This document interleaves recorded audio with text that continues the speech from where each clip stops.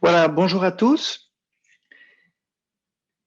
Je tiens à vous souhaiter au nom, je suis Pierre-Marie Glauser, un des administrateurs délégués, associé administrateur délégué du cabinet Auberson-Abels, et je tiens au nom de l'étude Auberson-Abels à vous souhaiter une très chaleureuse bienvenue à cette 5e édition de ce séminaire sur la loi sur les protections des données.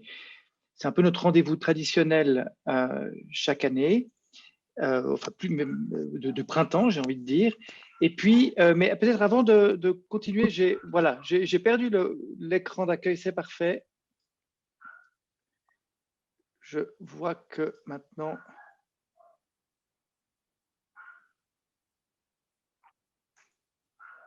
c'est moi qui ai le contrôle. Normalement, c'est moi qui devrais avoir le contrôle sur la. Voilà, c'est parfait. Donc, on est à cette 5e édition de ce séminaire sur la protection des données, dans un contexte qui est évidemment parfaitement d'actualité pour ce thème. Nous sommes en pleine, l'année que nous venons de vivre avec le Covid a mis en évidence l'importance de toute la problématique de la sécurité numérique, de la sécurité des systèmes d'information. Dans une période où on ne parle que de la problématique de la gestion des données, que ce soit avec les nouvelles applications Swiss Covid, le passeport santé ou le passeport Covid qui va arriver, on a ce week-end tous reçu des informations sur la problématique et des rappels sur la problématique du transfert des données à l'étranger avec certaines applications. Et puis, d'un point de vue législatif, bien sûr, l'adoption par le Parlement l'année passée, en automne passé, de la nouvelle loi sur la protection des données, qui va entrer en vigueur dans un futur proche et qui nécessite un certain nombre d'actions. Alors, dans ce contexte, eh bien, nous avons un webinaire qui va traiter de ces problèmes passionnants. Quelques informations pratiques. Alors, bien sûr, vous aurez la possibilité de poser vos questions. Vous avez la possibilité de poser vos questions à n'importe quel moment dans le Q&A que vous trouvez en bas de votre écran. Les questions vont être réparties sur tous les intervenants qui répondront à vos questions dans la mesure du possible, bien sûr, durant la dernière partie, la question, la partie panel, à la fin des présentations. Le Q&A qui intégrera les questions et les réponses qui ont été posées durant le séminaire sera disponible par la suite. Et puis, les présentations qui vont être maintenant animées par les différents intervenants, vous les avez en principe déjà reçues. Et puis, la session est enregistrée avec un format replay qui vous sera envoyé par email ultérieurement. Alors, comme je disais, contexte de grande actualité, 3 blocs qui vont être évoqués par nos intervenants. Et je vais directement passer aux différents intervenants. Le premier bloc, c'est toute la problématique sur la cybersécurité, comment faire face aux risques de cybercriminalité. Et pour ça, nous avons l'immense chance d'avoir pu que Solange Guernauty, la professeure Solange Guernauty, ait accepté notre invitation. Solange Guernauty, la plupart d'entre vous certainement la connaissent déjà. Elle est professeure à l'Université de Lausanne, à la faculté des HEC, dans le département des systèmes d'information. Elle est fondatrice du Swiss Cyber Security Advisory and Research Group. C'est une spécialiste de renommée internationale sur cette problématique de la sécurité, de la cybersécurité. Elle a été classée dans de très nombreux classements, comme c'est la Femme Cyber 2020. Et puis, elle est classée dans tout un tas de classements. Elle fait partie des 100 personnes qui font la Suisse numérique. Enfin, une personnalité qu'on est très heureux de pouvoir accueillir dans notre webinaire d'aujourd'hui. Donc, Solange, ce sera le premier bloc. Ensuite, le deuxième bloc qui traitera de toute la problématique de la nouvelle loi sur la protection des données en Suisse, qui sera, elle, donnée par l'équipe Practice Group Data Protection, protection des données de Auberson-Abels, avec tout d'abord Antoine Amiguet, et qui traitera, lui, des 5 démarches à accomplir avant l'entrée en vigueur de la nouvelle loi sur la protection des données. Puis Philippe Fischer, qui, avec Antoine, est le co-responsable du groupe, du Practice Group Data Protection à l'étude, traitera, lui, du contrat de sous-traitance, des Data Processing Agreements, et qui évoquera 5 points, 5 clauses à garder à l'esprit lorsqu'on traite de ces contrats. Et puis enfin, Marine Largan, notre collègue à l'étude en matière de data protection, traite à elle du retour des employés sur le lieu de travail, 5 questions pratiques en lien avec le retour des collaborateurs, en particulier dans le contexte du Covid. Et puis le troisième bloc, eh bien, on se déplace du côté de l'Union européenne pour faire un point sur la problématique, en particulier des transferts de données dans le contexte d'une décision de la Cour de justice de la Communauté européenne. Et pour ça, on a le plaisir d'accueillir à nouveau dans notre webinaire sur la protection des données, Maître Cyril-Pierre Beauce, qui est avocat au barreau de Luxembourg, qui a une charge de cours à l'Université du Luxembourg, qui est un spécialiste incontesté de cette question.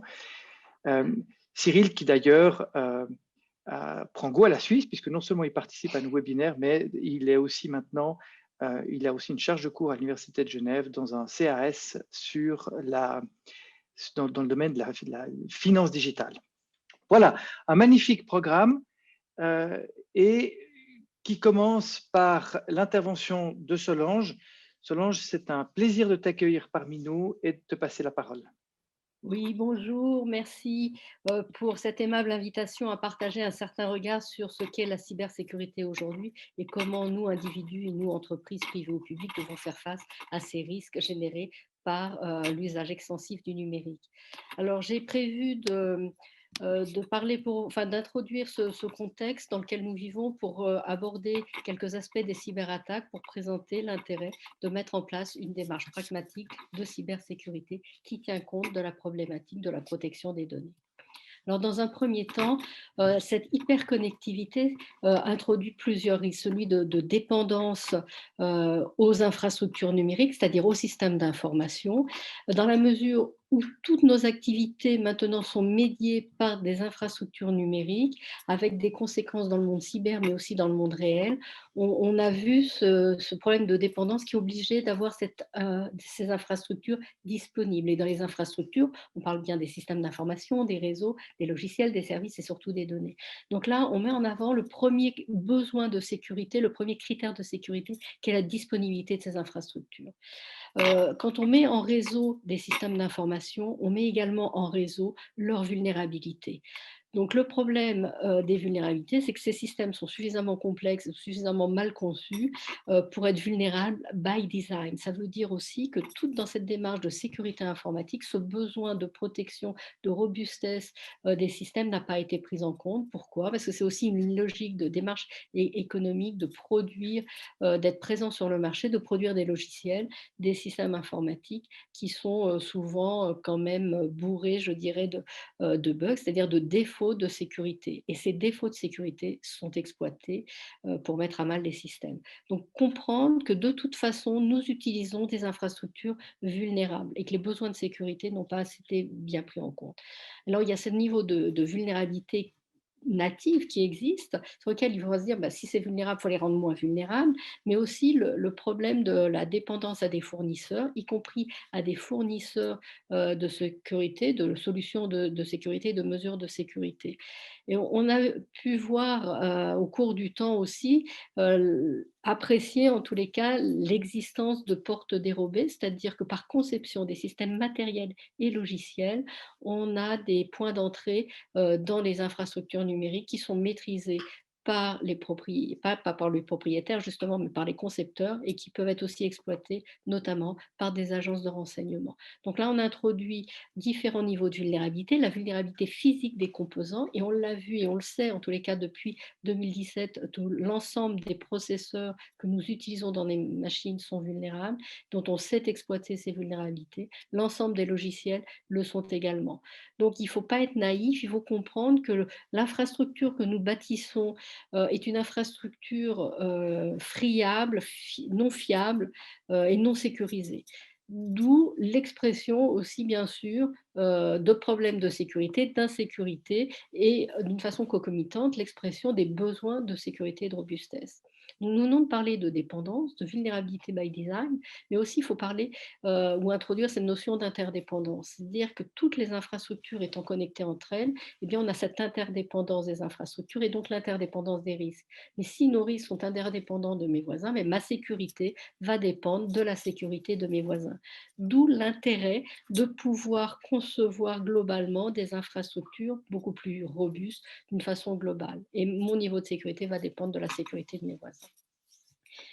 Euh, donc, en très court, on a introduit cette notion de risque d'insécurité liés à l'informatique. Ce sont des risques donc structurels, puisque nous utilisons l'informatique dans toutes nos activités.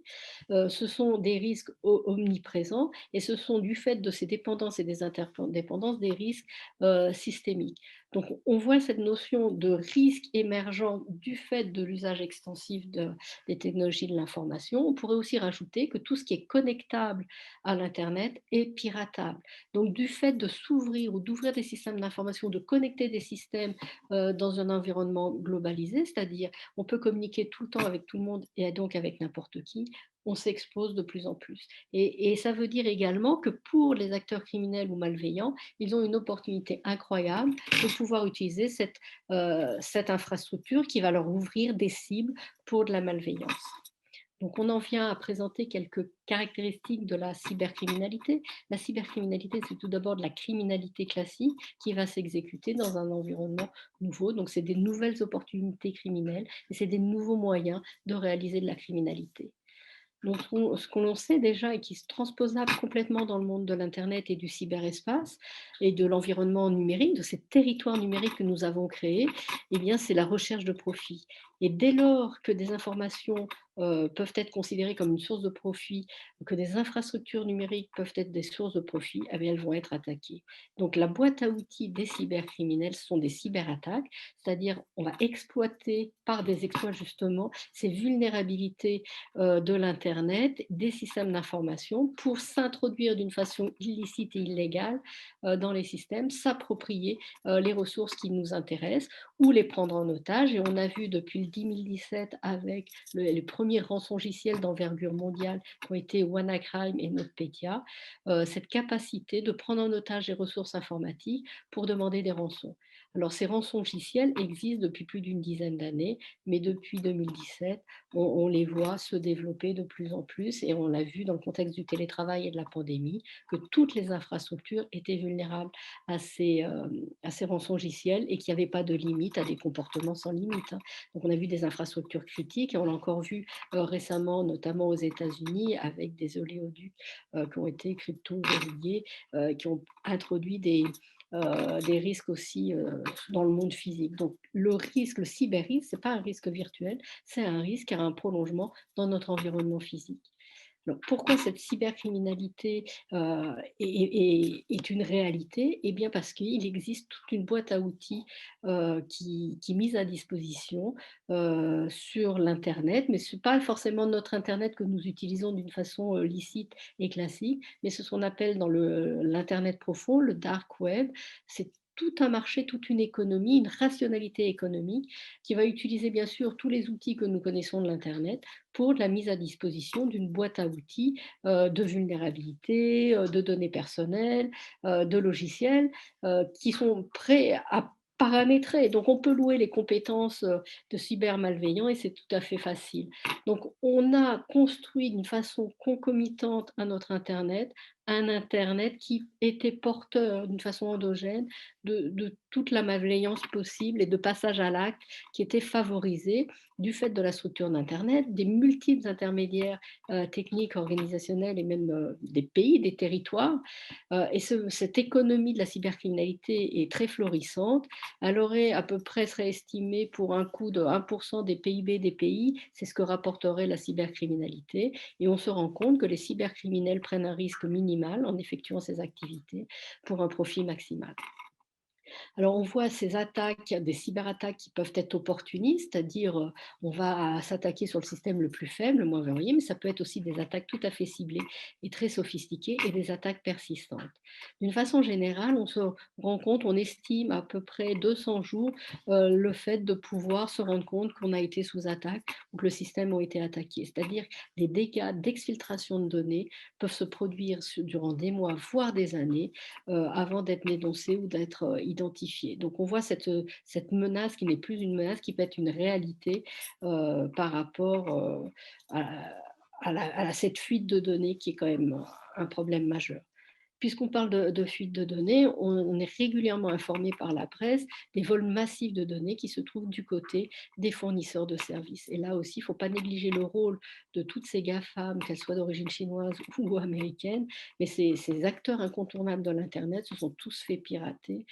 Et je rappellerai quand même une cyberattaque majeure qui s'est déroulée en 2011, qui a ciblé le fournisseur de sécurité, qui est RSA Sécurité, qui a inventé le chiffrement asymétrique, et c'est de toutes les agences gouvernementales, que ce soit américaines, les agences de défense ou les acteurs de la défense utilisent du RSA, comme d'ailleurs les grandes banques.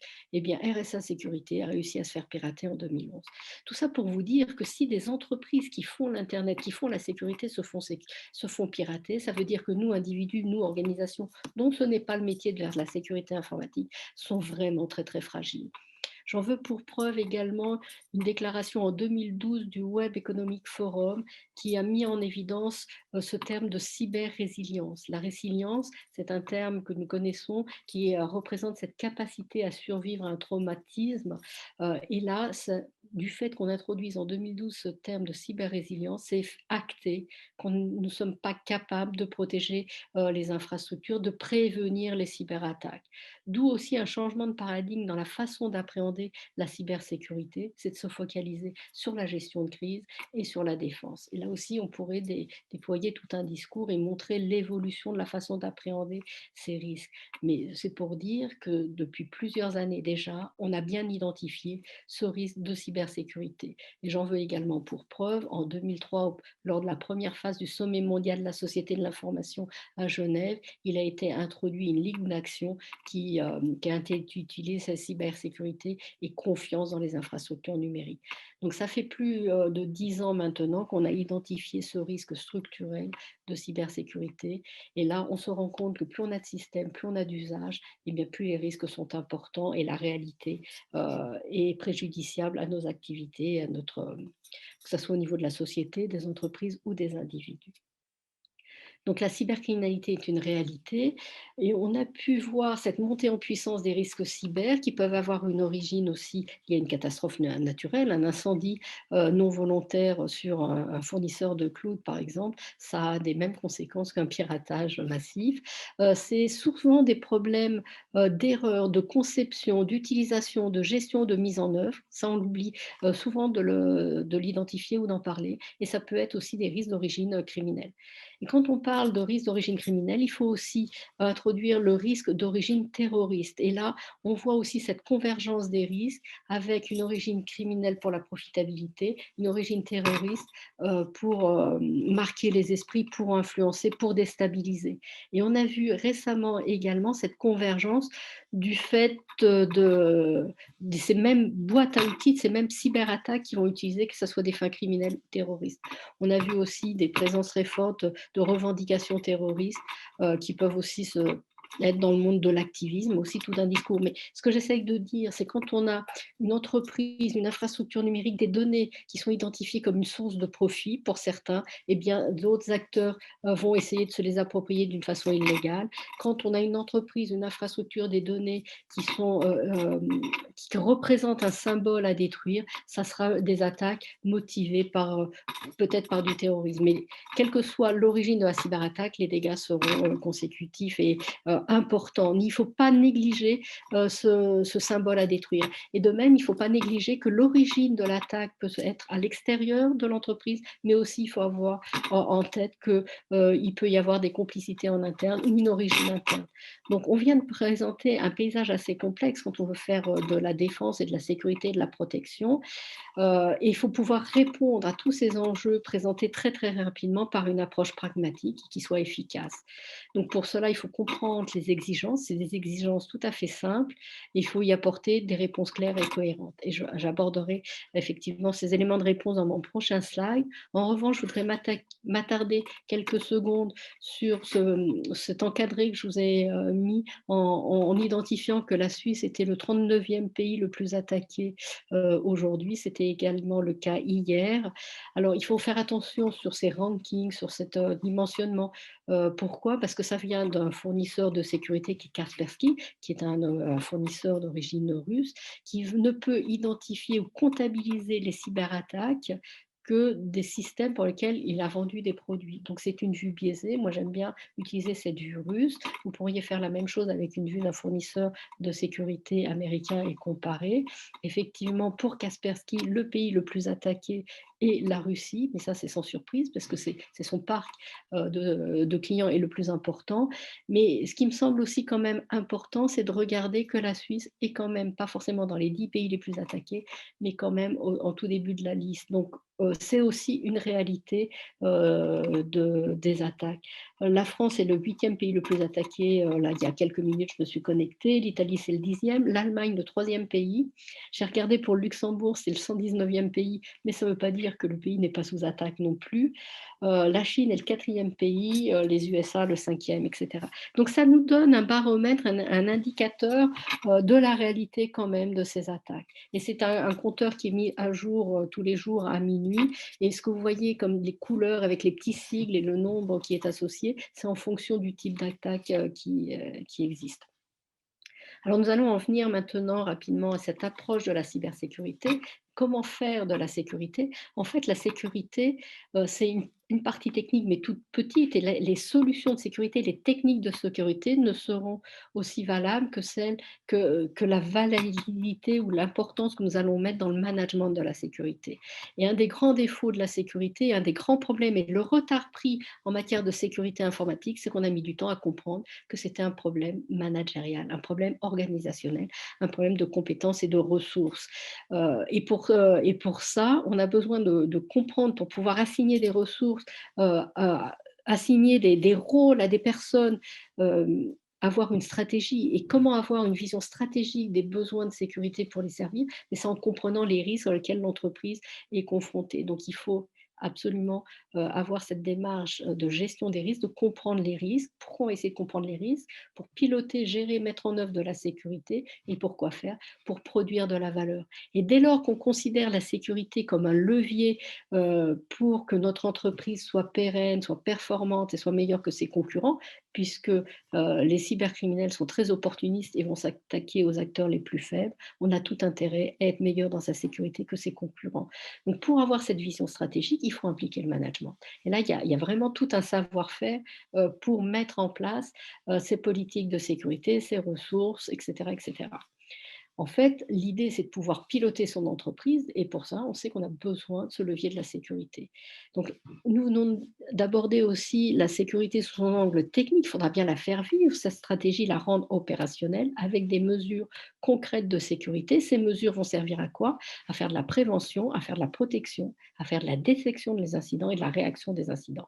Et là aussi, dans tous ces types de mesures, on a un savoir-faire, des techniques, des méthodes, des outils. On n'est pas désarmé, on a une boîte à outils. Et une fois qu'on a mis ça en place, eh bien, on va continuer à évaluer les risques, mais aussi évaluer la stratégie et l'opérationnel pour pouvoir l'optimiser.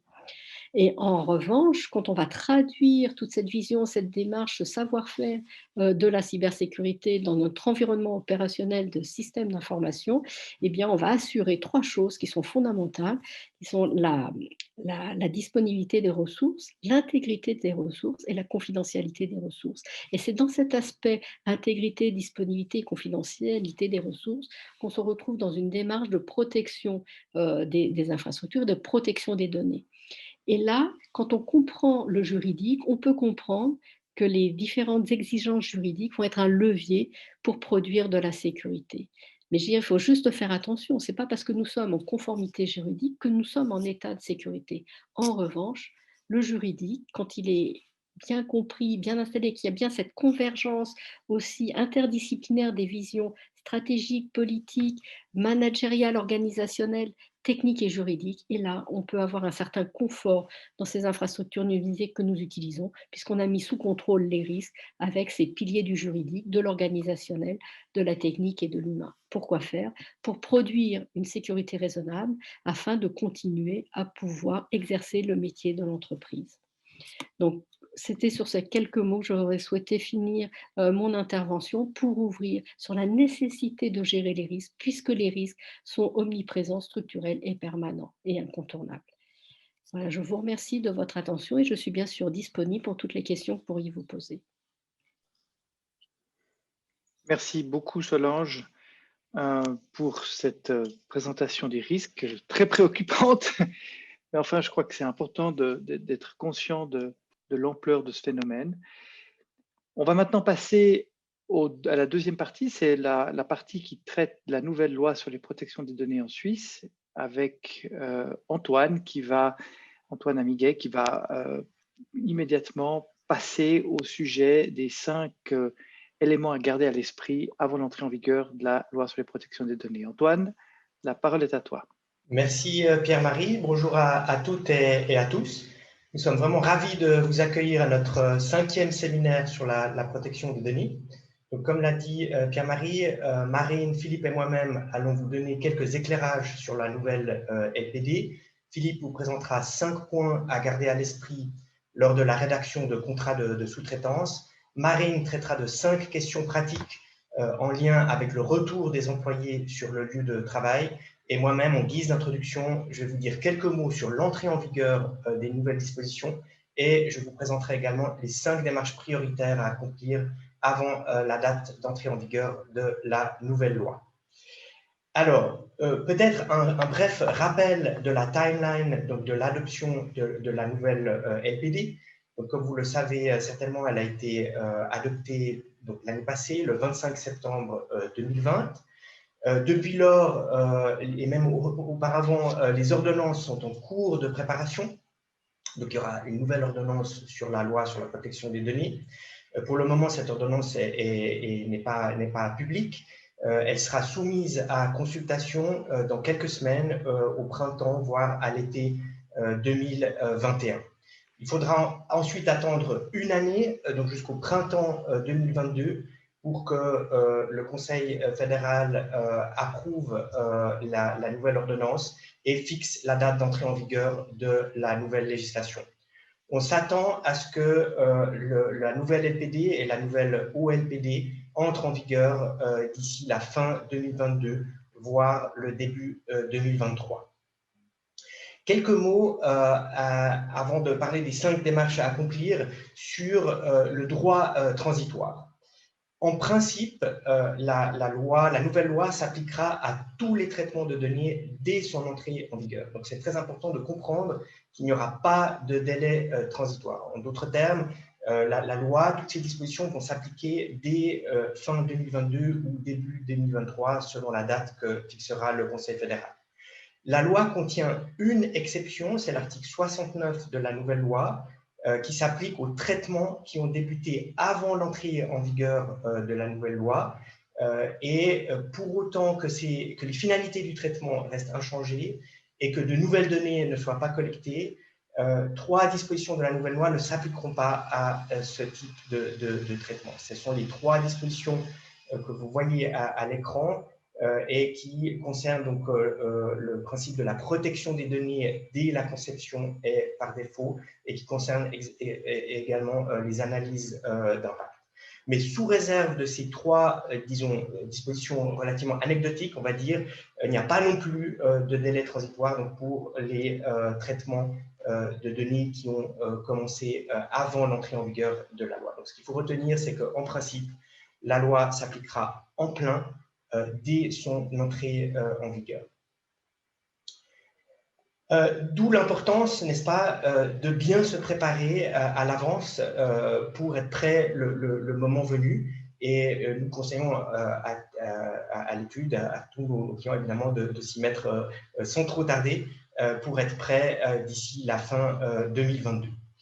Donc, ici, vous allez voir 5 démarches qui me paraissent prioritaires d'accomplir avant l'entrée en vigueur de la nouvelle loi. Il ne faut pas prendre ça comme une checklist exhaustive, mais vraiment comme, disons, une checklist vraiment des éléments les plus prioritaires.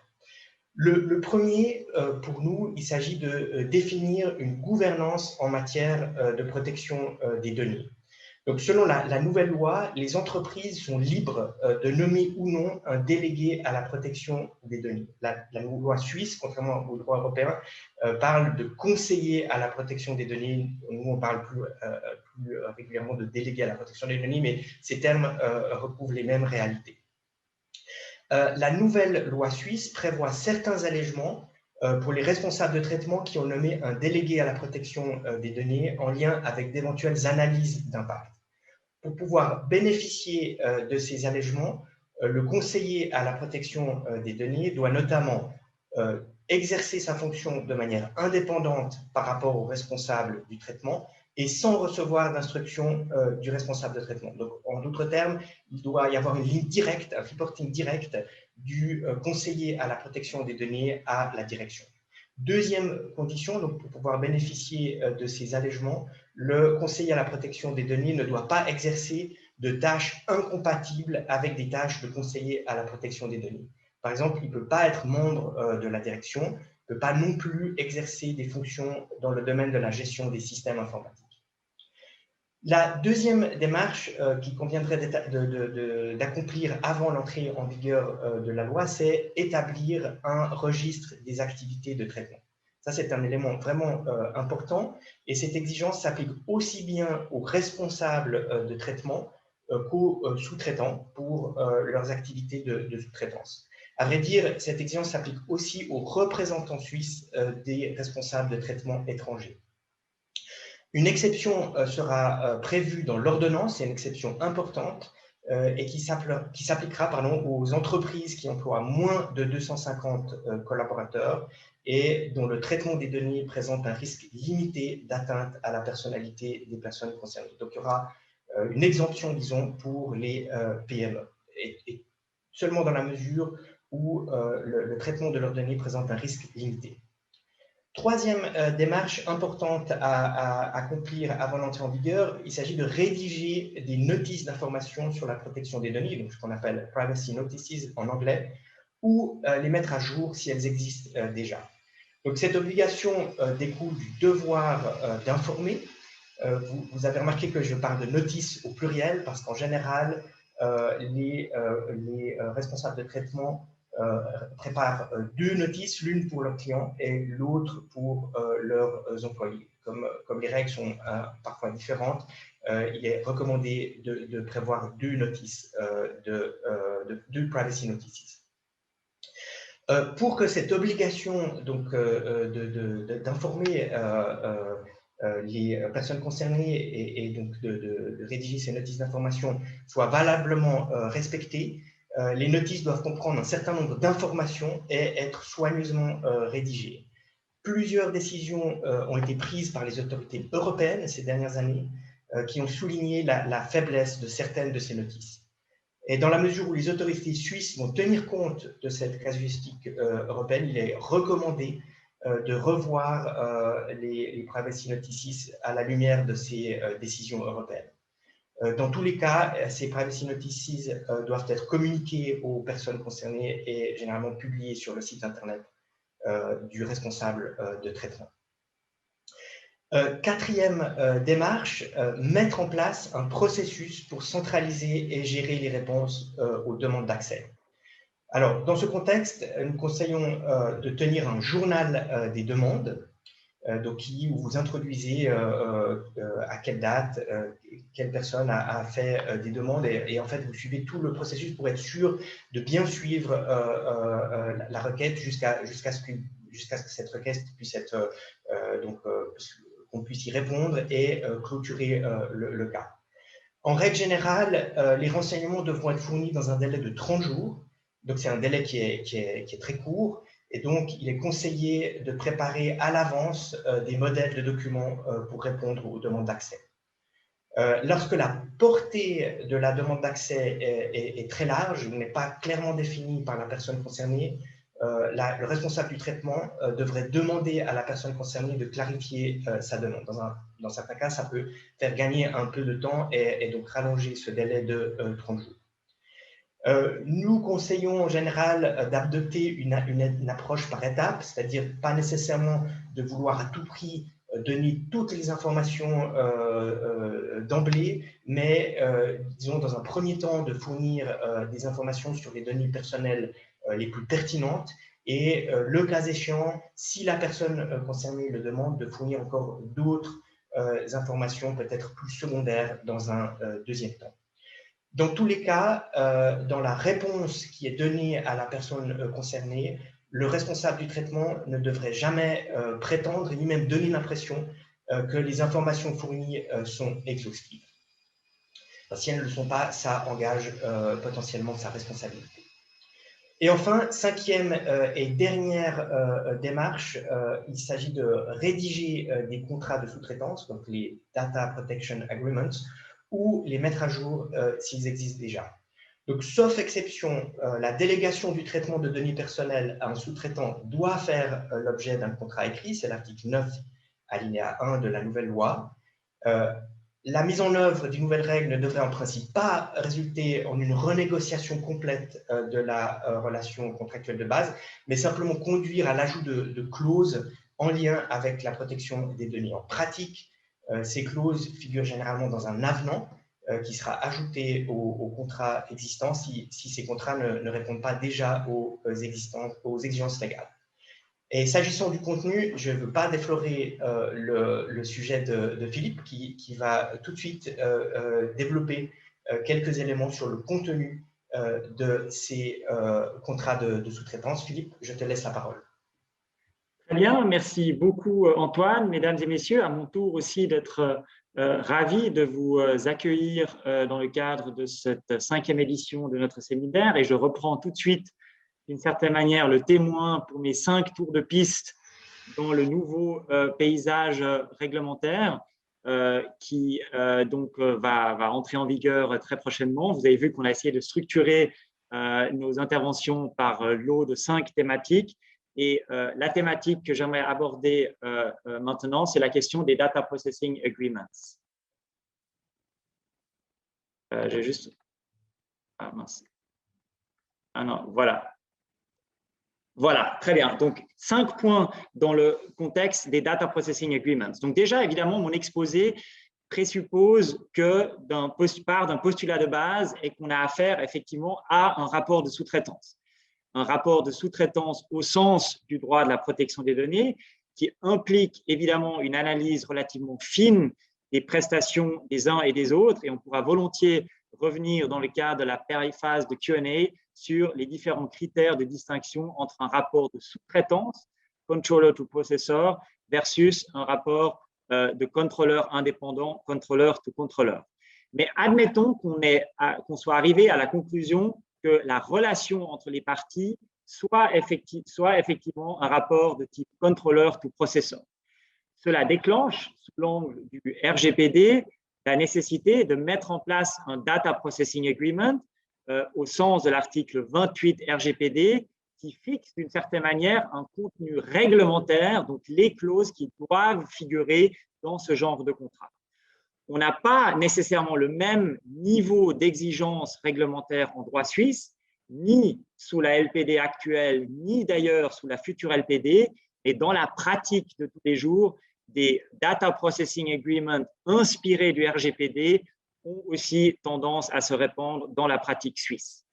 Le contenu de ces contrats est donc largement fixé dans une perspective réglementaire, mais il reste néanmoins une certaine marge de manœuvre pour la négociation entre les parties sur un certain nombre de points. Et c'est sur 5 de ces points que j'aimerais revenir maintenant. Vous aurez naturellement l'occasion de consulter les slides qu'on a essayé de structurer en 2 parties. Une première partie qui reflète les objectifs des parties, parfois des objectifs convergents ou divergents entre le controller responsable de traitement et le processeur sous-traitant. Et ensuite, pour chacun de ces enjeux, nous avons aussi essayé de vous présenter un modèle de clause qui, évidemment, devra être ajusté en fonction des spécificités de chaque situation. Premier point que j'aimerais aborder, les instructions.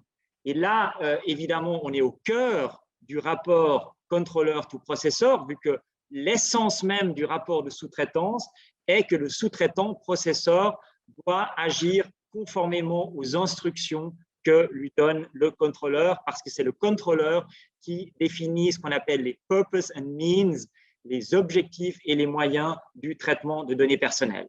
Si on se place évidemment du côté du processeur, le principal enjeu sera d'éviter que ces instructions du contrôleur conduisent en réalité à une modification des termes contractuels ou même à une modification de l'équilibre du contrat.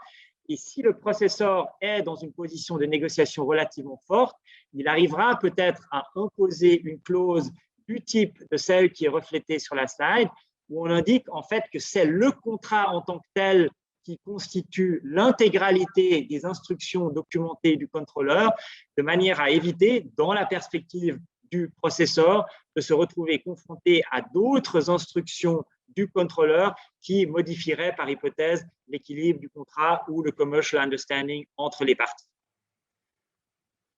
Deuxième point que je voulais évoquer avec vous dans le cadre de ce petit sprint à travers les Data Processing Agreements, c'est le cas de ce qu'on appelle la Lawful Access Request.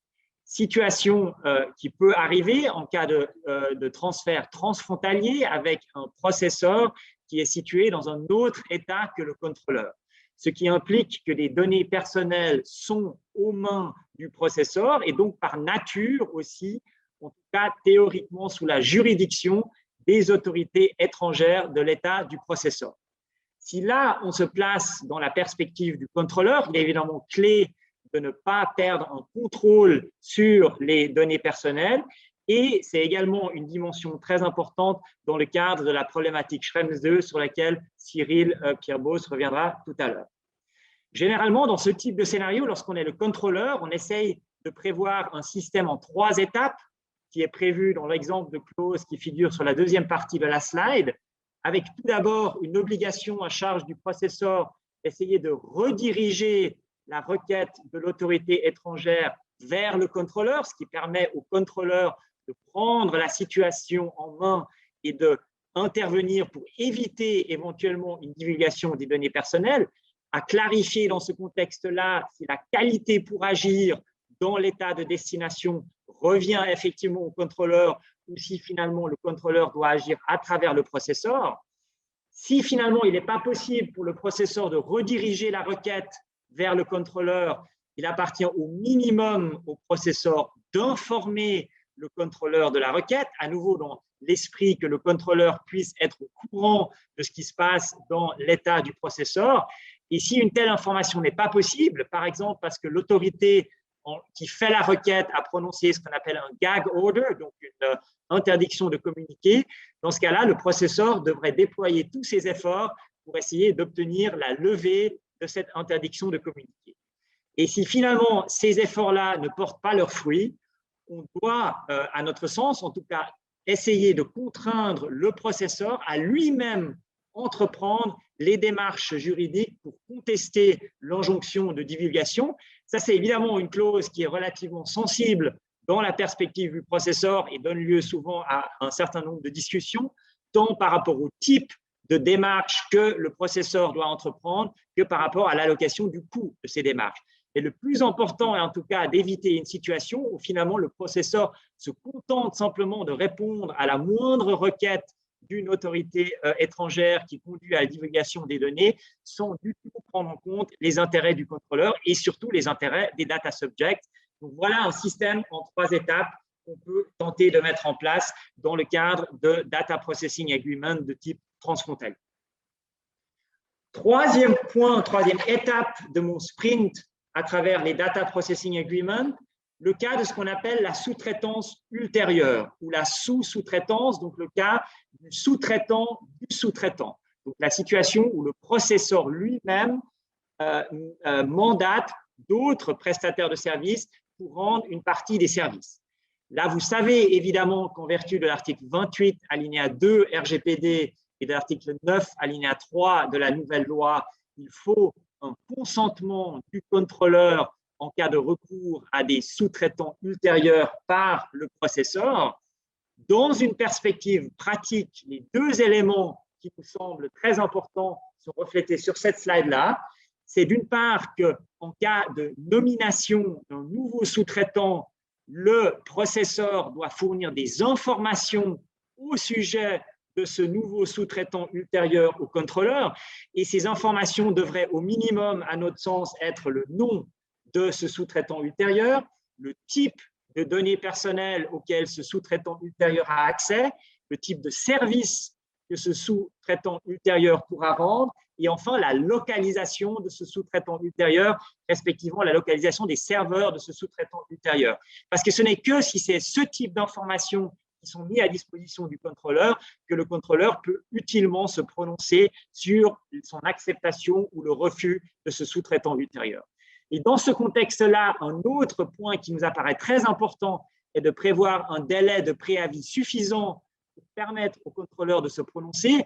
Dans notre expérience, c'est parfois un cas qu'on oublie ou qu'on laisse passer dans le feu de la négociation des Data Processing Agreements, et parfois les contrôleurs acceptent des délais très courts pour se prononcer sur un nouveau sous-traitant ultérieur.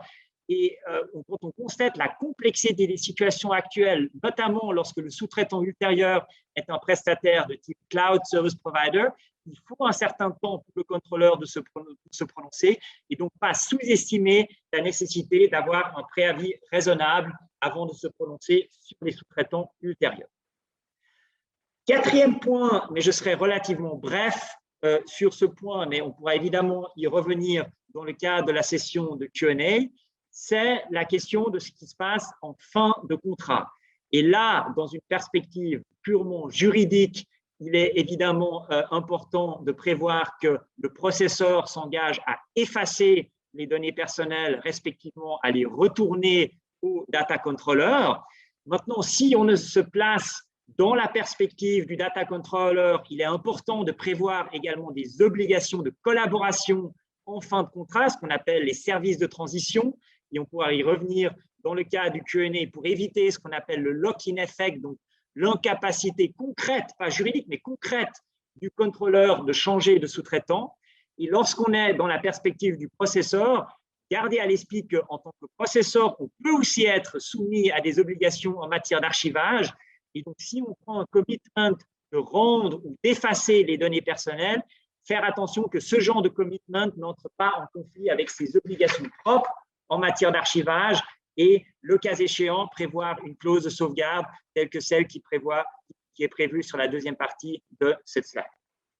Et enfin, cinquième étape et ligne d'arrivée d'une certaine manière de ce sprint à travers les Data Processing Agreements, mais last but not least, la question de l'allocation de la responsabilité. Donc, on peut évidemment parler beaucoup plus que la minute qui me reste dans le cadre de cet exposé, mais j'aimerais attirer votre attention sur 3 éléments dans le cadre de la clause de responsabilité, en me plaçant vraiment dans la perspective du contrôleur. La clause de responsabilité, à mon sens, elle doit principalement viser évidemment l'indemnisation de ce qu'on appelle le dommage direct qui est subi par le contrôleur en cas de violation soit du Data Processing Agreement, soit des règles en matière de protection des données par le processeur. Et ces dommages directs peuvent être des frais de remédiation, des frais d'audit liés à une investigation des autorités. Ça, c'est le premier point. Deuxième point, couverture également de ce qu'on appelle les dommages indirects. Donc, si une personne concernée, un data subject, fait valoir une prétention contre le data controller suite à un breach imputable au processeur, important que ce type de protection, donc tant les frais de défense que les éventuelles demandes d'indemnisation au fond, puissent également faire l'objet d'une indemnisation dans le rapport contrôleur-processeur. Et enfin, la question très délicate des amendes, où vous savez sans doute qu'en droit suisse, la question de savoir si une amende en tant que telle constitue un dommage réparable est une question controversée. Le tribunal fédéral suisse a plutôt tranché que ça ne peut pas faire l'objet d'une indemnisation au sens de la responsabilité civile. Et donc là, effectivement, c'est une question délicate qu'on vient d'aborder dans le cadre de la négociation de la clause d'indemnisation. Enfin, ne pas oublier que la meilleure clause d'indemnisation ne sera pas utile si finalement le processeur n'est pas capable d'indemniser au sens financier le contrôleur, ce qui pose évidemment la question de la couverture d'assurance et plus spécifiquement la couverture d'assurance du processeur en lien avec des risques de type protection des données, mais aussi des risques cyber, comme ça a été évoqué dans la première partie de notre séminaire aujourd'hui. Donc là également, à mon sens, un devoir du contrôleur de s'assurer que le processeur est au bénéfice d'une couverture d'assurance adéquate. Je m'arrête là, je suis hors d'haleine, mais je peux céder le témoin à ma collègue Marine, qui va aborder maintenant un certain nombre de questions qui se posent en rapport avec ce retour à la normalité post-Covid que j'espère on est en train de vivre à l'heure actuelle. Merci de votre attention.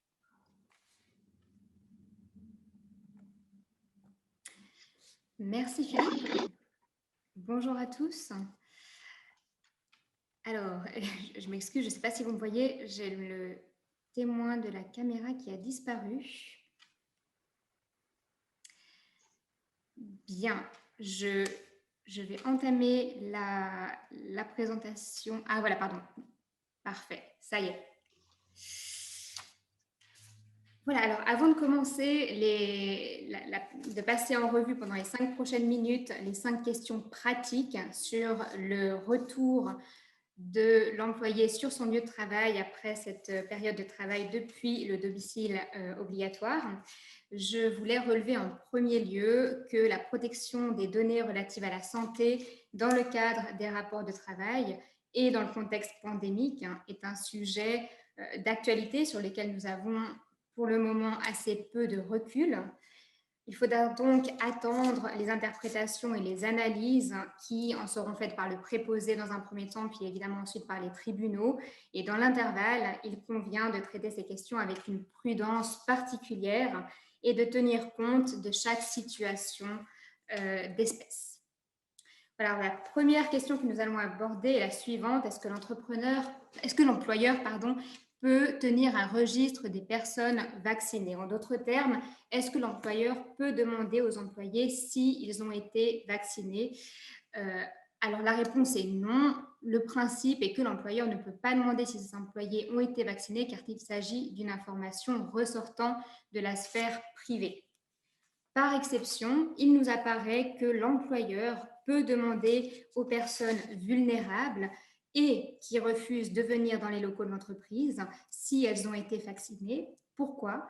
Parce qu'à partir du moment où les personnes vulnérables sont vaccinées, elles ne sont plus considérées comme telles et donc l'employeur n'a plus l'obligation de mettre en œuvre les mesures adaptées à leur situation, soit principalement l'obligation du travail depuis le domicile, respectivement les tâches, la mise en place de tâches de substitution équivalentes ou encore les aménagements de la place de travail de l'employé vulnérable et la mise en place de mesures de protection supplémentaires, donc en fonction de la situation qui s'applique. Partant, l'employeur a un intérêt à savoir si la personne vulnérable s'est fait vacciner ou non, afin de savoir si ces dispositions légales particulières pour leur protection doivent toujours être mises en œuvre. La deuxième question est la suivante.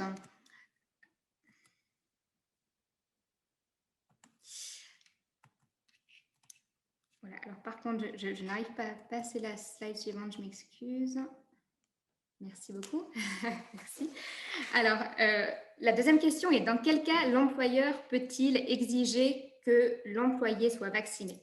Le principe est le même, l'employeur ne peut pas exiger que ses employés soient vaccinés à partir du moment où il n'y a pas d'obligation légale de recevoir le vaccin, parce que ce serait une exigence, une restriction excessive à la liberté personnelle de l'employé. Nous voyons par contre certaines exceptions dans les cas où les fonctions de l'employé exigeraient que celui-ci soit vacciné et qu'aucune autre mesure moins incisive ne soit envisageable. Donc, cette obligation de se faire vacciner serait fondée sur la possibilité pour l'employeur d'imposer des mesures adaptées pour protéger la vie, la santé et l'intégrité personnel du travailleur, et ceci fondé sur l'article 328 du Code des obligations. Donc, si on se trouve dans une situation où l'employeur peut imposer à l'employé d'être vacciné, dans ces cas-là, on peut par exemple envisager le cas d'un travailleur en milieu hospitalier qui est en contact régulier avec des personnes vulnérables. On peut également penser à l'employé qui doit impérativement effectuer des voyages réguliers dans le cadre de ses fonctions et donc qui nécessite la vaccination, ou encore l'hypothèse du travailleur vulnérable qui ne peut pas faire de télétravail et qui refuse de revenir dans les locaux de l'entreprise parce qu'il estime que les mesures mises en place pour sa protection par l'employeur au sein des locaux ne sont pas suffisantes. Alors, dans ces cas-là, qui bien sûr ne sont pas limitatifs, le refus de l'employé de se faire vacciner pourrait constituer un empêchement fautif de travailler puisqu'il violerait son obligation de diligence qui est de diminuer le dommage subi par l'employeur. Et on pourrait alors imaginer que ce refus, dans ces cas très précis et restrictifs, pourrait justifier une résiliation des rapports de travail. Je passe maintenant à la question 3. Merci. L'employeur peut-il imposer un test Covid au sein de l'entreprise? Alors, par principe, à nouveau, l'employeur ne peut pas exiger que ses employeurs se fassent tester. Et s'il souhaite mettre en place au sein de l'entreprise des mesures de test pour l'ensemble des employés, les tests doivent s'effectuer sur une base volontaire. C'est-à-dire que, premièrement, l'employé doit recevoir une information complète et claire et ensuite donner son consentement de manière libre pour subir le test, c'est-à-dire qu'il ne doit pas craindre des sanctions ou des mesures à son encontre ou une différence de traitement si celui-ci refuse de se soumettre au test. Par exception, on pourrait imaginer que les fonctions de l'employé nécessitent que celui-ci passe un test Covid, par exemple, lorsqu'il est en contact régulier ou permanent avec des personnes vulnérables ou respectivement notre précédent exemple de l'employé qui doit impérativement effectuer des voyages réguliers dans le cadre de ses fonctions. Dans ce cas-là, un test pourrait être exigé par l'employeur. Passons maintenant à la question 4. Qui doit mettre en place un plan de protection? Donc, l'ordonnance Covid-19 situation particulière prévoit que les exploitants d'installations ou d'établissements accessibles au public doivent établir un plan de protection. Donc, on pense principalement aux restaurants, bars, domaines skiables, établissements de formation, etc. Qu'est-ce qui est impliqué en fait par ce plan de protection? Principalement, d'une part, les mesures qui sont prévues par le plan de protection pour les clients, les visiteurs, les participants, puisqu'il s'agit principalement des personnes qui sont présentes à ces événements, doivent être alignées, doivent être accordées avec les mesures de protection des employés. Et d'autre part, le plan pourra aussi permettre la collecte de données relatives à la santé concernant les employés, les collaborateurs, mais cette collecte devra toujours se faire sur la base du consentement. Et ce consentement, bien entendu, devra à nouveau être informé, éclairé, donc supporté par l'information nécessaire et devra être libre, donc libre de sanctions ou mesures de l'employeur à l'encontre de l'employé. Ensuite, voyons par rapport, dans le rapport avec les tiers, l'employeur, la société qui est obligée de mettre en place un plan de protection devra collecter les coordonnées des personnes présentes lorsque l'obligation de porter le masque ne s'applique pas et qu'il n'y a pas d'autres mesures de protection. On pense par exemple aux établissements publics, aux bars, aux restaurants. Ces données ainsi collectées devront être transmises au service cantonal sur demande et ensuite détruites dans les 14 jours qui suivent leur collecte. Les entreprises ont également, bien sûr, l'obligation de collaborer avec les autorités cantonales qui ont pour compétence de contrôler l'élaboration et la mise en place des plans de protection au sein des sociétés qui y sont soumises. Un dernier point est le fait que la violation d'un plan de protection par un employé, donc on retourne dans ce rapport employeur-employé, constitue la violation d'une directive de l'employeur. Passons maintenant à la 5e et dernière question. Que faire lorsqu'un employé présente des symptômes du Covid ? En principe, comme nous l'avons déjà mentionné en question 3, il n'est pas possible d'obliger l'employé à se faire tester. L'employeur peut évidemment exiger que l'employé rentre à son domicile. Quelques mots maintenant sur le salaire. L'employé a le droit à son salaire s'il continue à travailler depuis son domicile. Si une quarantaine lui est imposée par un médecin cantonal, en ce cas-là, il aura également le droit aux APG, donc les allocations perte de gain. Par contre, si la quarantaine est imposée par l'employeur, il n'y aura pas de droit aux APG pour l'employé. Respectivement, et dans tous les cas, l'employé qui dispose d'un certificat médical aura le droit à l'intégralité de son salaire. Voilà, donc c'était vraiment 5 questions sprint sur ces problématiques en matière de protection des données dans le cadre des rapports de travail et dans le contexte pandémique actuel. Encore une fois, le recul sur les situations actuelles nous en apprendra plus. Je cède maintenant la parole à Cyril Pierre-Bosse pour Le Monde selon Schrems 2. Merci Marine, j'espère que vous m'entendez.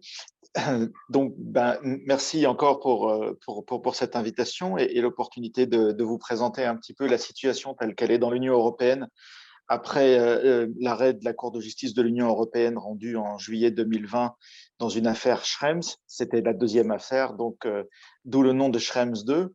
Donc, cette affaire porte sur les transferts de données en dehors de l'Union européenne. Attendez, je n'arrive pas. Voilà.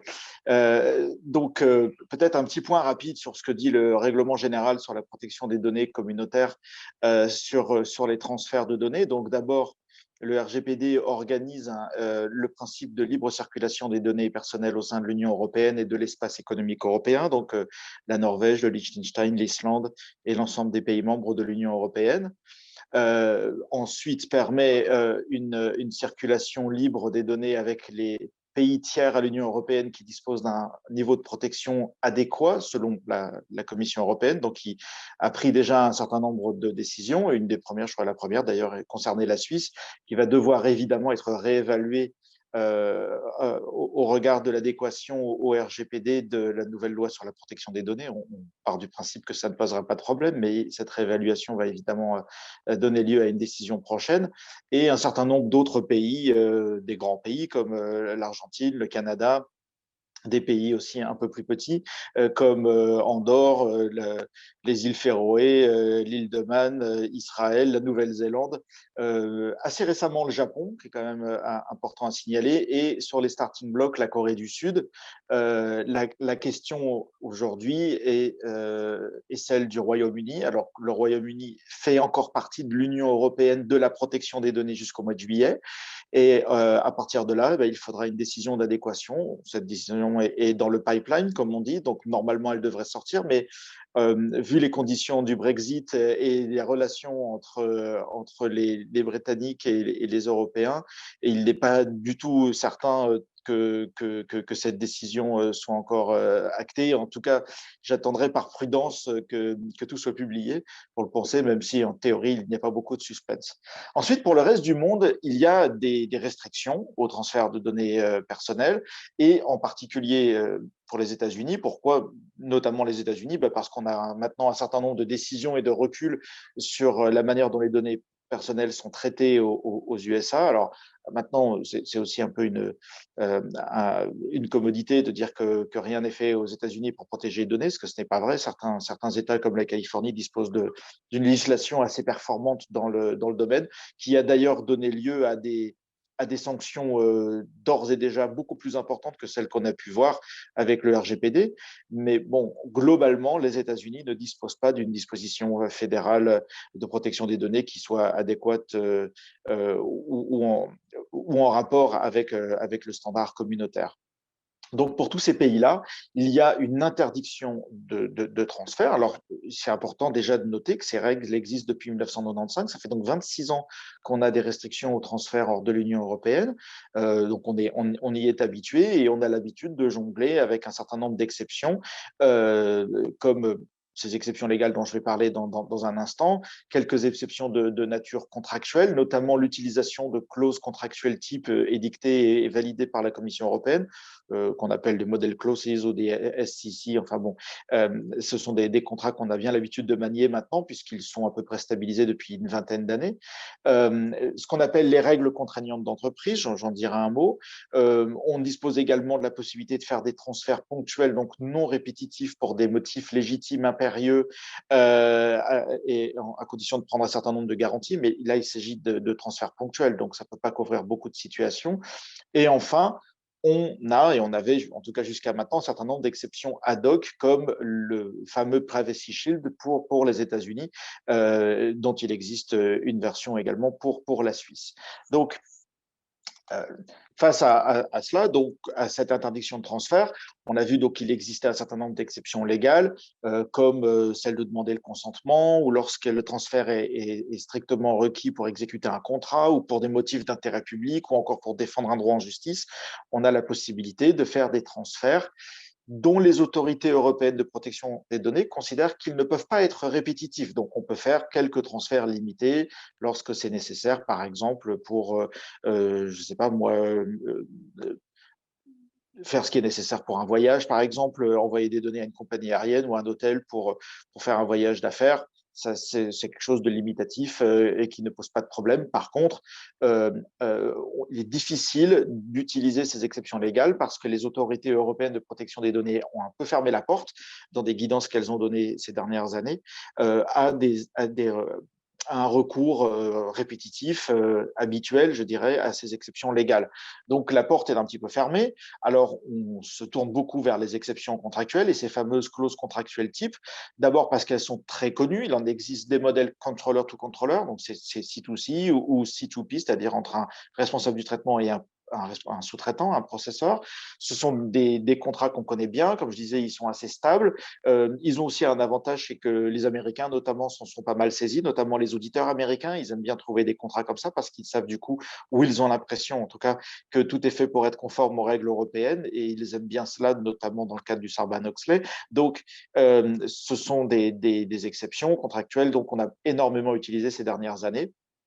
En plus, il y avait une carence à chaque fois que l'exportateur des données dans l'Union européenne était un processeur ou un sous-traitant et que ce processeur voulait envoyer des données en dehors de l'Union européenne, qu'il s'agisse d'envoyer des données à un autre processeur, donc on parle de P2P, ou même à un responsable du traitement hors Union européenne. À ce moment-là, on parle de P2C. Cette carence qui existait depuis longtemps et qui avait été bien identifiée est en passe d'être résolue puisqu'il y a un nouveau jeu de clauses contractuelles type modulable et beaucoup plus moderne qui est annoncé et qui, je l'espère, va bientôt arriver.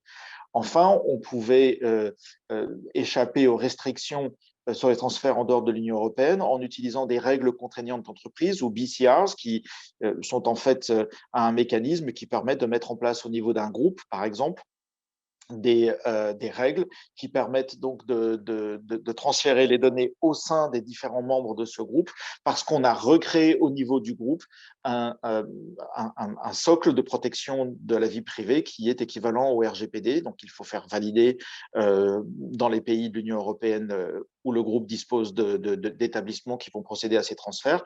Donc, c'est un petit peu le rocket science des données personnelles. C'est généralement très complexe. Il y a un coût lié à la mise en œuvre et à l'autorisation par les autorités européennes qui n'est pas négligeable. Et enfin, une charge considérable de travail par la suite liée à la conformité à ces règles contraignantes d'entreprise et aux audits, aux formations et à tout ce qu'on doit faire pour que ces règles demeurent valables dans le temps et efficientes. Ce n'est pas du tout un système qui est adapté à toutes les organisations. C'est très adapté aux organisations qui ont une forte activité en fusion-acquisition parce que il suffit qu'une entreprise du groupe rejoigne, ou une nouvelle entreprise rejoigne le groupe qui dispose de BCRs et automatiquement, il est présumé offrir un niveau de protection adéquat. Donc, c'était très utile pour certains groupes. Dans les faits, il y a quand même assez peu de groupes qui ont mis en place des Binding Corporate Rules. Et donc, ça n'a pas été un très grand succès et la complexité explique beaucoup de cette situation. Donc, on vivait dans un monde relativement facile où les règles, depuis plus de 20 ans dans l'Union européenne, nous interdisaient de transférer les données personnelles, mais où en fait s'était organisé une sorte de très large passoire et où on avait tout un tas d'exceptions qui nous permettaient d'envoyer les données aux États-Unis.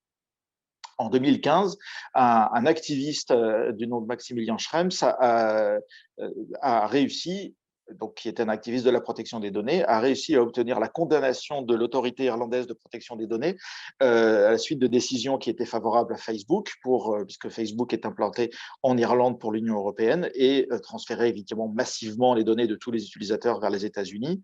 Max Schrems a réussi à faire casser le dispositif qui avait été mis en place par l'Union européenne et qui s'appelait Safe Harbor pour permettre de transférer les données vers les organisations, entreprises américaines qui s'étaient auto-certifiées comme respectant les principes européens, ce qui était un énorme trou effectivement dans cette passoire.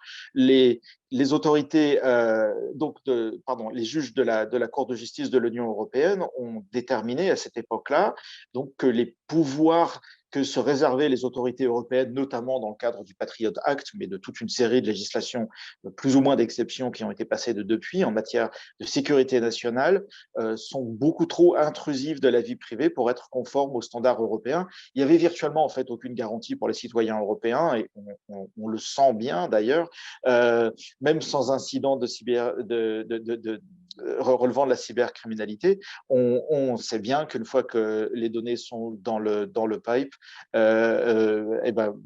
les autorités, notamment les agences américaines, la NSA et autres, ont des accès relativement faciles à ces informations-là. Et donc, les juges américains ont dit que ces pouvoirs d'exception étaient beaucoup trop importants pour qu'on puisse les considérer comme étant compatibles avec des standards démocratiques.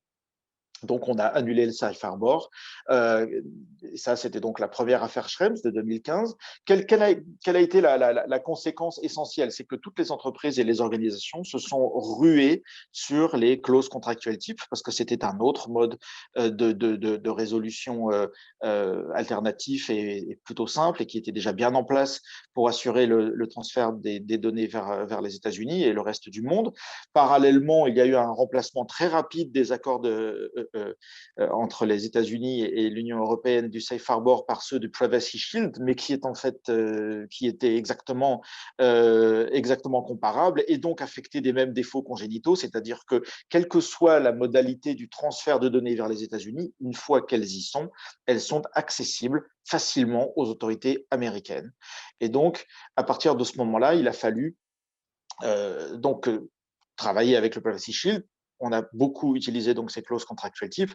Je me rappelle donc très bien de cette époque-là, 2015-2016. On a écrit et conclu énormément, en tout cas nous, avocats, de contrats de cette nature pour nos clients.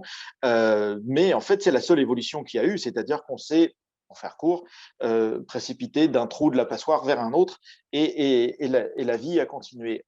Donc, Max Schrems n'en avait pas fini avec sa croisade contre le supposé laxisme de l'autorité irlandaise de protection des données à l'encontre de Facebook et a attaqué de nouveau les positions de l'autorité irlandaise et le Privacy Shield, dont Facebook se réclamait pour pouvoir transférer les données. Et donc, les parties, le contexte de l'affaire sont très comparables à Schrems 1. Et les constats finalement ont été les mêmes, c'est-à-dire que le Privacy Shield ne réglait rien. Il y a, une fois que les données sont sur site aux États-Unis, une primauté des exigences américaines relatives à la sécurité nationale, ce qui permet des ingérences dans les droits fondamentaux des personnes et absolument aucune garantie qui puisse être donnée aux citoyens de l'Union européenne une fois que leurs données se retrouvent aux États-Unis. En même temps, Schrems a essayé de faire annuler ou invalider les clauses contractuelles type, ce que la Cour de justice de l'Union européenne n'a pas voulu faire, mais par contre, elle a conclu que, de nouveau, une fois que les données sont aux États-Unis, il y a toujours un risque d'accès ou d'appropriation par les autorités et les agences américaines. Donc, finalement, les clauses contractuelles type en soi ne sont pas invalidées comme moyen de transfert de données vers les États-Unis d'Amérique. Par contre, en elles-mêmes, elles sont insuffisantes à permettre un transfert, puisque il est généralement impossible pour le destinataire de les honorer. C'est-à-dire que lorsque vous transférez les données vers une organisation aux États-Unis avec lesquelles vous avez conclu des clauses contractuelles type, il peut essayer de s'y engager par contrat, mais il ne pourra jamais, votre destinataire aux États-Unis ne pourra jamais garantir qu'il ne puisse pas communiquer ces données à une entité, à une agence américaine, puisqu'il sait très bien que si le FBI ou une autre agence américaine débarque chez votre interlocuteur outre-Atlantique, ils vont évidemment accéder aux données et il est hors de question pour le destinataire de faire 99 ans de prison et de payer des millions de dollars d'amende juste pour honorer le contrat et la protection des données.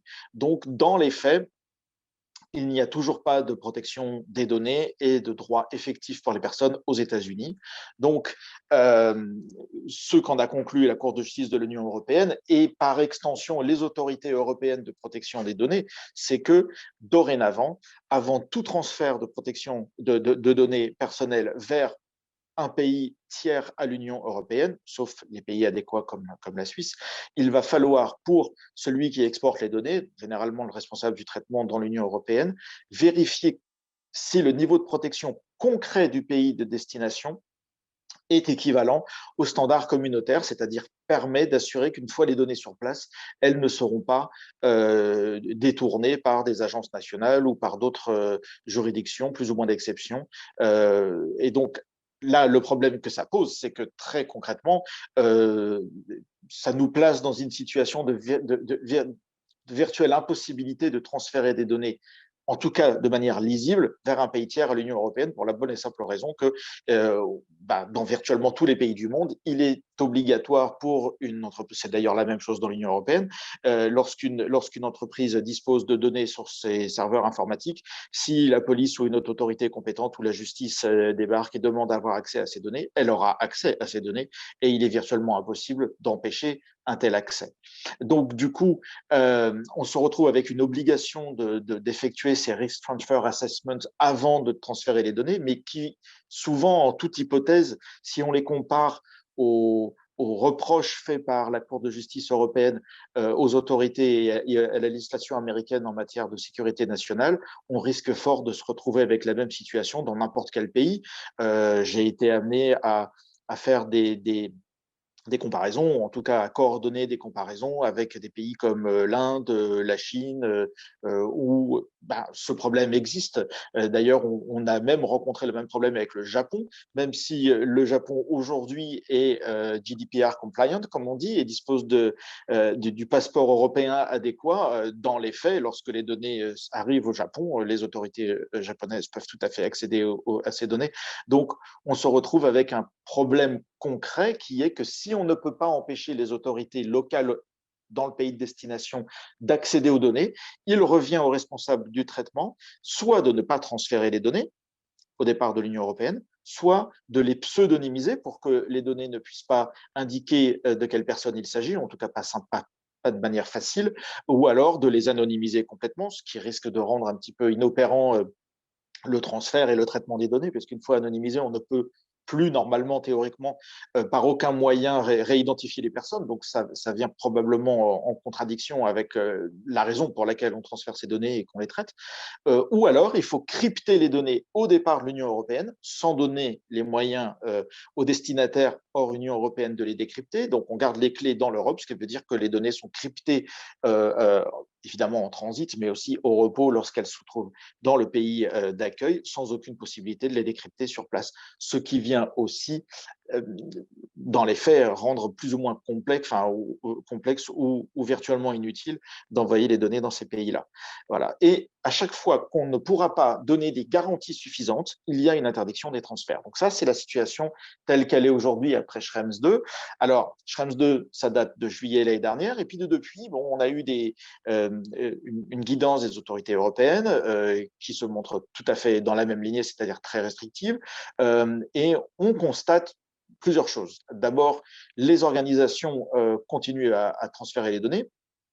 Et les autorités européennes, maintenant, ont été très claires, et c'est finalement le message de Schrems 2, le règlement général sur la protection des données, c'est du sérieux, c'est-à-dire on a écrit ces règles pour quelque chose. Alors c'est vrai que pendant 25 ans, entre 1995 et 2020, finalement, on a quand même laissé cette passoire avec tout un tas de trous plus ou moins gros et certains énormes pour pouvoir envoyer les données en dehors de l'Union européenne. Et ben, on pourrait dire qu'avec avec Schrems 2, les trous de la passoire viennent en théorie de se refermer et que les données ne peuvent plus sortir, sauf dans des conditions qui sont en fait virtuellement impossibles ou en tout cas très difficiles à réunir.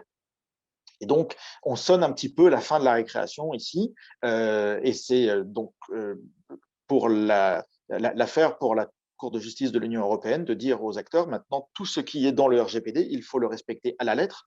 Ce qui est amusant, c'est que je ne suis pas tout à fait certain que même le législateur, lorsqu'il a écrit l'ensemble de ces dispositions, pensait qu'elles allaient être interprétées à la lettre, parce que les dispositions du RGPD sont très techniques. Elles ont aussi été considérablement bidouillées, on va le dire, par les lobbyistes, et notamment ceux des GAFAM, pour rendre le texte justement invivable.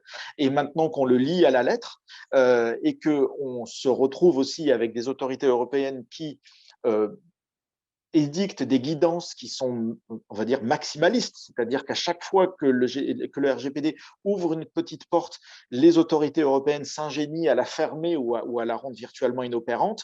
Donc, on se retrouve maintenant avec une lecture stricte d'un texte qui, à mon avis, n'a jamais été rédigé dans cette intention-là et qui risque donc d'aboutir à une forme d'asphyxie des organisations européennes. Alors, c'est, je pense, assumé, c'est un choix politique. Je pense que si le législateur européen avait eu la conscience que les règles qu'il édictait allaient être interprétées de manière aussi stricte, et on va dire presque de manière talibane, pour reprendre une expression que j'ai entendue il y a quelque temps par un membre du gouvernement luxembourgeois, c'est donc un risque assez significatif qu'on ait effectivement un blocage. Alors face à ça, quelle est la situation concrète sur le marché? Alors d'abord, beaucoup de responsables de traitement et d'acteurs n'ont pas encore saisi la portée de ce que dit Schrems 2 et finalement l'ère qui est en train de s'ouvrir dans laquelle la passoire est fermée, et continuent les transferts comme avant. Et là, d'ailleurs, je viens de lire juste avant cette conférence une décision qui a été prise par l'autorité portugaise de protection des données à la fin du mois d'avril et qui vient d'interdire à l'Office national portugais des statistiques, donc qui est un établissement public, d'utiliser des systèmes de stockage qui sont aux États-Unis sur la base de Schrems 2. Donc, on a maintenant des interdictions, je dirais, nominative, enfin individuelle de tel et tel transfert, et il faut s'attendre en fait à ce que tout cela fasse tache d'huile dans l'Union européenne.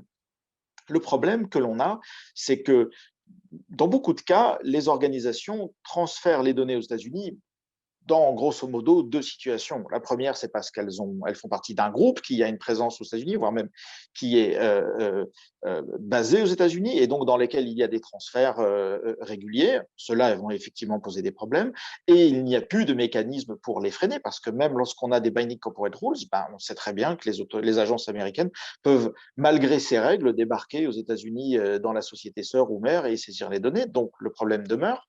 Et sinon, l'autre grande hypothèse dans laquelle les transferts sont réalisés vers ces pays-là, en dehors de l'Union européenne, c'est lorsqu'on utilise un fournisseur qui est basé là-bas. Et il y a énormément de fournisseurs qui sont basés là-bas. Et donc, et puis qui font des produits qui sont très intéressants, qui fonctionnent sur le cloud, qui sont très novateurs et que les entreprises ont envie d'acquérir. Et ça, c'est un petit point que je voulais discuter un petit peu et élargir avec vous, c'est qu'on voit aujourd'hui une majorité écrasante de ces fournisseurs américains surveiller ce qui se passe en Europe après l'affaire Schrems. Ils en sont tous très conscients, mais refuser d'investir dans l'Union européenne, ce qui est aussi un petit peu le revers de la médaille des jurisprudences Schrems, c'est de dire n'envoyez pas vos données aux États-Unis, gardez-les en Europe où elles seront plus sûres, et donc du coup de pousser ces fournisseurs de services à mettre en place des centres de traitement des données, des data centers, des serveurs, etc. en Europe pour servir leur clientèle communautaire. Alors, actuellement, on peut en citer un, Microsoft fait un effort, mais je mettrai des mais parce que je pense qu'il y a tellement de backdoors que ça ressemble de nouveau à une passoire. Mais en théorie, lorsqu'on commande un produit Microsoft, on peut choisir sa régionalisation et avoir une régionalisation en Europe. Bon. Et cette régionalisation semble d'ailleurs satisfaire un certain nombre de régulateurs européens. Pas tous, mais certains. Maintenant, il y en a d'autres. Je pense à 2 affaires que j'ai eues très récemment à gérer. La première, c'est avec un fournisseur de services très connu, probablement le leader mondial aujourd'hui de CRM et de gestion de la relation client. Un autre, c'est avec un fournisseur de systèmes de visioconférence, très connu également. Et ces entreprises-là ne jouent absolument pas le jeu. Donc d'abord, elles mettent en place des discours marketing très flous. Donc lorsque vous êtes en négociation avec eux pour signer un contrat et que vous demandez une clarification, est-ce qu'il y a des transferts de données aux États-Unis, ils vous communiquent des liens donc vers des pages Internet, c'est-à-dire qu'ils peuvent les changer le lendemain. Ce qui est intéressant, c'est qu'en fouillant un peu sur les sites ou en jouant un peu sur les URL, on peut trouver tout un tas de variations de ces contrats ou de ces engagements commerciaux avec des saveurs différentes. Il y en a où il n'y a pas de transfert, il y en a où il y a un peu de transfert, il y en a où tout est aux États-Unis. Mais en fait, surtout, le point commun qu'il y a, c'est que lorsqu'on leur dit très bien, j'ai suivi le lien, j'ai appris beaucoup de choses que vous m'avez fournies, maintenant je voudrais qu'on imprime et qu'on copie le contenu de ce lien et qu'on l'annexe au contrat de service, il y a un refus clair et net. Ils ne veulent prendre aucun engagement.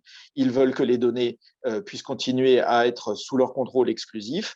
Et on rencontre des commerciaux qui tiennent des discours mensongers et hontés. Moi, j'en ai vu plusieurs qui mentaient ouvertement et qui l'ont reconnu un peu plus tard, mais ils disaient ça fait partie du bonus dolus lorsqu'on est commercial. On a le droit d'enjoliver un peu les choses, mais de toute façon, ils sont assez honnêtes finalement dans le sens où dès qu'on veut contractualiser un engagement de ne pas communiquer les données en dehors de l'Union européenne, il y a un non franc et massif.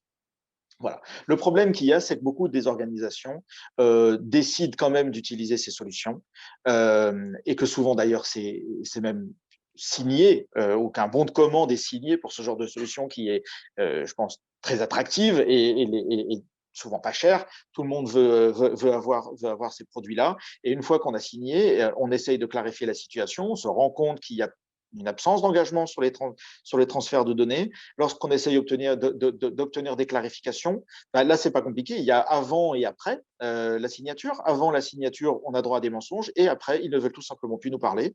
Moi, ce que je peux vous dire maintenant de mon expérience avec un certain nombre de ces fournisseurs, c'est n'espérez aucune marge de négociation une fois que vous avez signé. S'ils sont gentils, ils accepteront de vous prendre au téléphone, mais ce n'est même pas certain. On a un certain nombre de dossiers aujourd'hui qui sont totalement à l'arrêt, avec des clients qui ont signé un peu à la légère des bons de commande.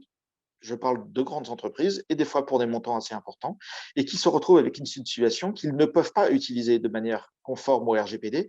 Et évidemment, face aux sanctions, la décision du management, c'est de ne pas utiliser la solution qui a été payée. Là, j'ai un client actuellement qui n'est pas une très grosse entreprise, qui paye 6 000 € par mois et qui va payer 6 000 € par mois pendant 5 ans pour une solution qu'ils ne pourront jamais utiliser.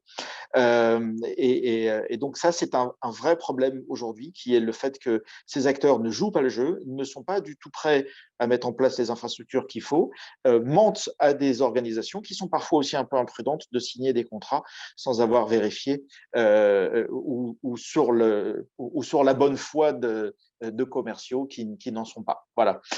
Donc, j'ai fini pour ma présentation. Et je pense qu'on peut passer maintenant à la session de Q&A.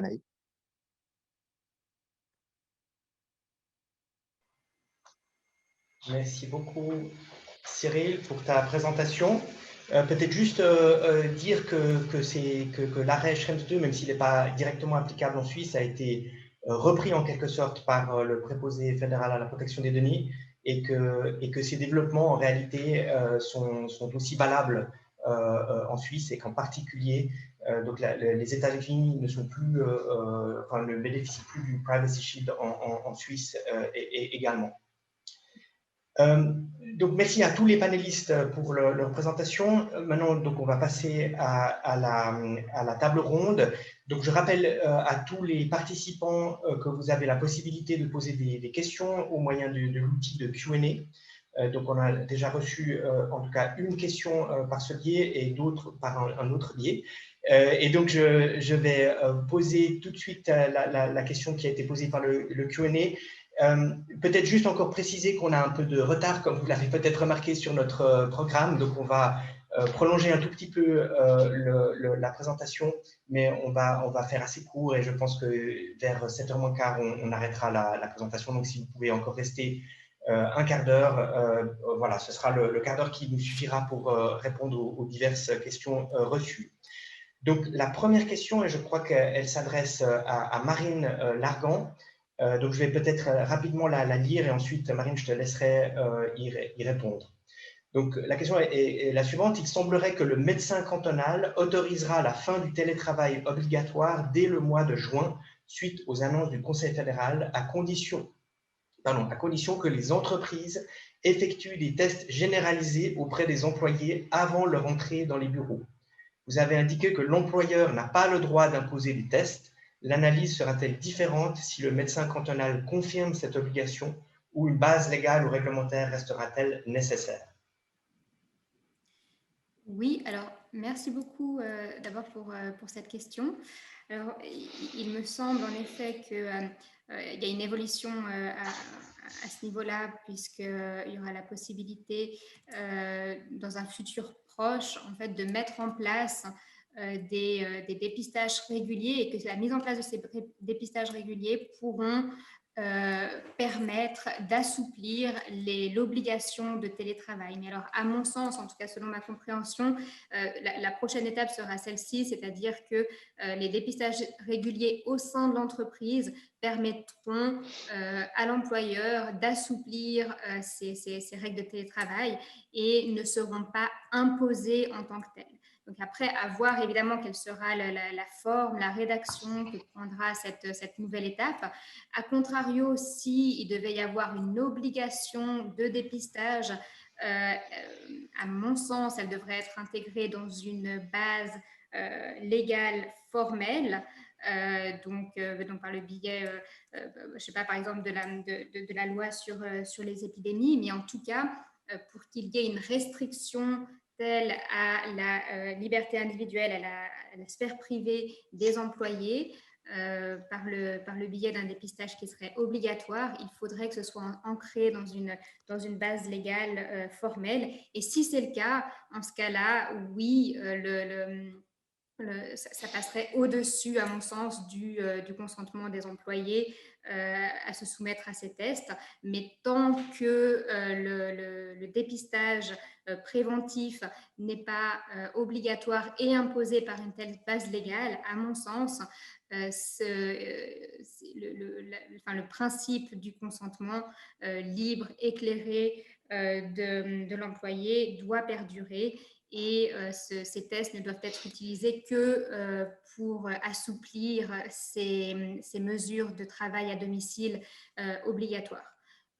D'ailleurs, respectivement, on peut se poser la question si aucun employé ne donne son consentement au test qui serait mis en place par un employeur, on peut imaginer que du coup, l'employeur ne sera plus légitime d'assouplir ces règles de travail à domicile obligatoire si évidemment aucun employé ne se soumet au test. Auquel cas, je pense que ces règles de travail à domicile demeuraient en fait obligatoires pour un tel employeur.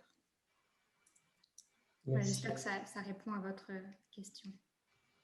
Merci beaucoup, Marine. Là, j'ai reçu une question et je crois qu'elle s'adresse, à mon avis, à Philippe. La question est la suivante. Qu'en est-il des obligations d'assistance du sous-traitant en faveur du responsable de traitement durant le contrat et à la fin de celui-ci? Merci Antoine. Effectivement, c'est une question très importante. Je pense qu'il faut distinguer plusieurs volets. Il y a d'abord la question des devoirs d'assistance durant la vie du contrat. Et ça, c'est quelque chose qui est prévu par l'article 28 RGPD. Et ces obligations durant la vie de contrat, elles sont de deux natures. D'abord, ce que j'appellerais des obligations de nature générale, comme par exemple la collaboration entre le processeur et le contrôleur dans le cadre de la mise en œuvre de mesures de sécurité appropriées compte tenu de la niveau de sensibilité des données, obligation de collaboration du processeur avec le contrôleur si le contrôleur met en œuvre un DPIA, un Data Processing Impact Assessment, et également l'obligation à charge du processeur de notifier au contrôleur les éventuels data breach qui se déroulent ou qui surviennent au niveau du data processor. Et ensuite, il y a également ce que j'appellerais des obligations de collaboration spécifiques, là aussi durant la vie du contrat. Par exemple, en cas de requête d'un data subject ou en cas de requête d'une autorité, il faut prévoir une obligation dans le contrat du processeur de collaborer avec le contrôleur parce que très souvent, surtout en cas de grands projets d'externalisation, ce sera matériellement impossible pour le contrôleur de répondre à une requête du data subject ou d'une autorité sans avoir la collaboration du processeur. Après, il y a les questions en fin de contrat.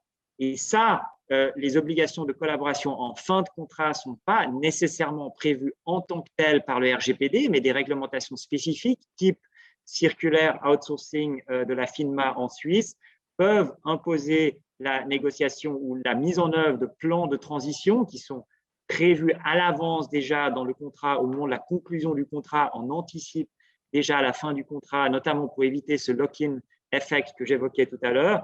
Et ces plans de transition, typiquement, portent sur la transmission du know-how du processeur au contrôleur, ce qui est évidemment toujours une question délicate pour le processeur, la transmission des données dans un format lisible et de manière sécurisée, peut-être même une assistance du processeur dans le cas de l'appel d'offres que le contrôleur va lancer pour remettre sur le marché les prestations, et évidemment une obligation de collaboration entre l'ancien prestataire, l'ancien processeur, avec le nouveau processeur, toutes des questions qui doivent faire l'objet d'un plan de transition dont les grandes lignes devraient déjà être prévues au début de la relation contractuelle, en tout cas pour les projets d'externalisation de grande ampleur.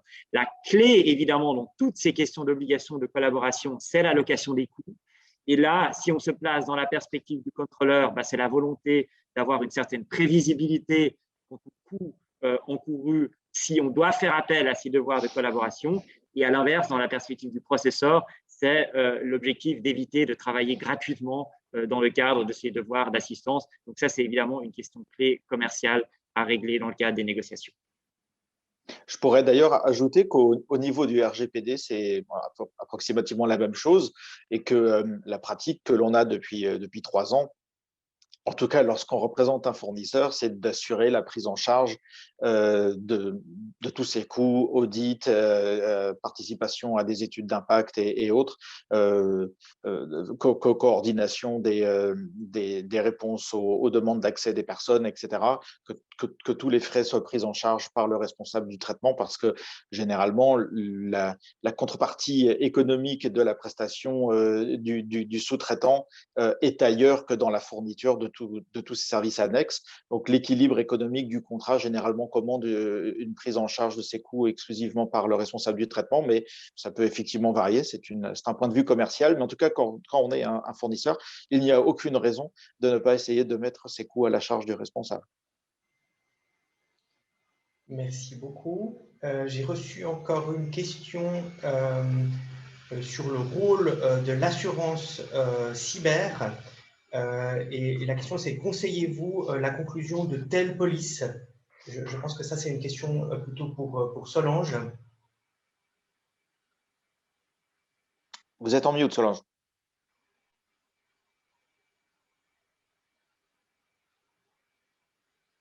Excusez-moi, oui. Je vous remercie pour cette excellente question. Alors, la souscription d'une assurance cyber, c'est souvent le point de départ pour comprendre ces vulnérabilités. Et c'est un point d'entrée dans une démarche de cybersécurité.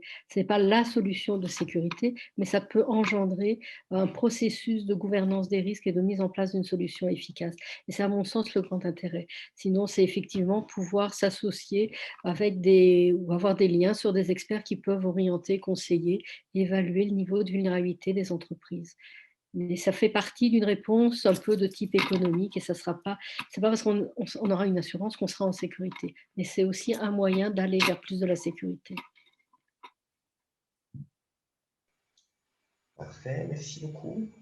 Je vois qu'on a encore reçu une dernière question par le Q&A et je propose qu'on y réponde séparément. On vous écrira séparément pour répondre à cette dernière question parce que le temps avance et je vois qu'on arrive à la fin de notre séminaire. Donc, c'est le moment de vous remercier tous et toutes au nom des organisateurs d'avoir participé à ce